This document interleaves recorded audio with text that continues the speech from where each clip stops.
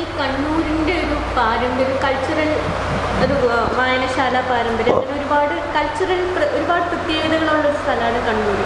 അത് എല്ലാ സ്ഥലത്തും ഉണ്ട്. എന്തോ കേരളത്തിൽ എല്ലാ സ്ഥലത്തും ഉള്ളതിൽ ഈ വായനശാല പ്രവർത്തനങ്ങൾ ഏറ്റവും സ്ട്രോങ് ആയിട്ടുള്ളത്. ഇപ്പം വായനശാലകളുടെ നമ്പർ എടുത്താൽ തന്നെ കണ്ണൂരാണ് ഏറ്റവും കൂടുതൽ ഉണ്ടാവുന്നത്. എനിക്കറിയില്ല, അതെനിക്ക് പുതിയ അറിവ്. അതാണ് ശ്രീനിവാസൻ എന്ന വ്യക്തിയുടെ മേക്കിങ്ങിൽ ഈ കണ്ണൂരിൻ്റെ ഒരു പാരമ്പര്യം എത്രമാത്രം റോൾ പ്ലേ ചെയ്തിട്ടുണ്ട്?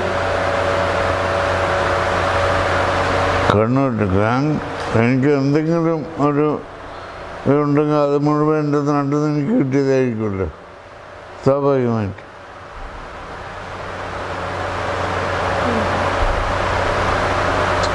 പക്ഷെ എനിക്കറിയാം നമ്മുടെ ഈ പിന്നെ അച്ഛൻ ഈ കമ്മ്യൂണിസത്തിൻ്റെ പശ്ചാത്തലമായിരുന്നു. അച്ഛനൊരു കളരി അഭ്യാസം കൂടിയായിരുന്നു. പ്രത്യേകിച്ച് എൻ്റെ കതിരൂർ ഹൈസ്കൂളിലാണ് ഞാൻ പഠിച്ചത്. അവിടെ ആഴ്ചയിൽ 2 ദിവസം നമ്മളും കളരി പഠിച്ചിട്ടുണ്ട്. അവിടെ ഒരു സബ്ജക്റ്റായിരുന്നു, വിഷയമായിരുന്നു അവിടെ ആ സ്കൂളിൽ. അപ്പം കളരിയുടെ ഒരു വടക്കൻ പാട്ടിലൊക്കെ പറയുന്ന കതിരൂർ ഗുരുക്കളൊക്കെ ഇല്ലേ, ആ ഹൈസ്കൂളിലാണ് ഞാൻ പഠിച്ചത്. അതുപോലെ ഞാൻ ഈ പറഞ്ഞ കമ്മ്യൂണിസ്റ്റുകാരനാണെന്ന് ഞാൻ വിചാരിച്ചത്. അച്ഛൻ കമ്മ്യൂണിസ്റ്റുകാരനായതുകൊണ്ട് ആ പാരമ്പര്യമെന്ന് വിചാരിച്ചു. പിന്നെ അമ്മയുടെ വീട്ടിൽ ചെന്നപ്പോൾ മഹാത്മാഗാന്ധിയെ പറ്റിയിട്ടൊക്കെ ഞാൻ കേൾക്കുന്ന അപ്പോഴാണ്. മട്ടന്നൂർ.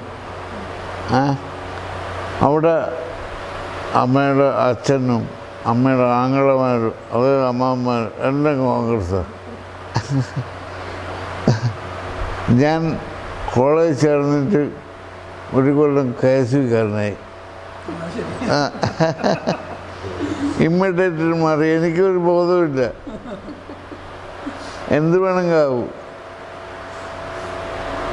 അത് കഴിഞ്ഞിട്ട് ഓരോരുത്തരെന്നെ സ്ഥിരമായിട്ട് ബ്രെയിൻ വാഷ് ചെയ്യുന്നുണ്ടായിരുന്നു. അപ്പം തന്നെ KSUക്കാരനായിരിക്കുമ്പോൾ തന്നെ അവൻ ABVP-കാരനായിരുന്നു. അടുത്ത കൊല്ലം ഞാൻ ABVP ആയി. അതായത് ഞാൻ ഈ ABVPക്ക് പിന്നെ രക്ഷാബന്ധനൊക്കെ കിട്ടുന്ന ഒരു പരിപാടി ഉണ്ടല്ലോ. അപ്പോൾ അതും കെട്ടിയിട്ട് ആദ്യമായിട്ട് എൻ്റെ നാട്ടിലിറങ്ങിയ ഒരാൾ ഞാൻ. കംപ്ലീറ്റ് കമ്മ്യൂണിസ്റ്റ് നടുവിൽ പിന്നെ ഈ ചരണം കെട്ടിയിട്ട് ഇറങ്ങിയപ്പോൾ എല്ലാവരും ഭയങ്കര പ്രശ്നമായിരുന്നു. കമ്മ്യൂണിസ്റ്റുകാരനെ അച്ഛൻ്റെ മകൻ ഈ രക്ഷാബന്ധനം കെട്ടിയിട്ട് അപ്പോൾ ആൾക്കാരൊക്കെ എന്തിനാ ഇത് ഇങ്ങനെ വട്ടായോ എന്നൊക്കെ ഉള്ള മട്ടിൽ പ്രതികരിച്ചിട്ടുണ്ട്. അപ്പോൾ ഒരുത്തരം എൻ്റെ സുഹൃത്ത് തന്നെ എന്നെ വിളിച്ച് വെള്ളം ഇങ്ങനെ ഇതിൽ കൂടി ഇട്ടിട്ട് എന്നോട് പറഞ്ഞു, എന്ത് മണ്ണം കെട്ടിയിരിക്കുന്നത്, പൊട്ടിക്കാൻ നോക്കി. അപ്പോൾ ഞാൻ പറഞ്ഞു, നീ ഇത് പൊട്ടിക്കുന്നത് നിന്നെ കൊല്ലുന്ന പോലെ നീ വിചാരിക്കുന്നു. അപ്പോൾ പെട്ടെന്ന് കൈ വലിച്ചു. എനിക്ക് ഭ്രാന്താന്ന്, ഏതിൻ്റെ അകത്ത് പോയാലും ഭ്രാന്ത.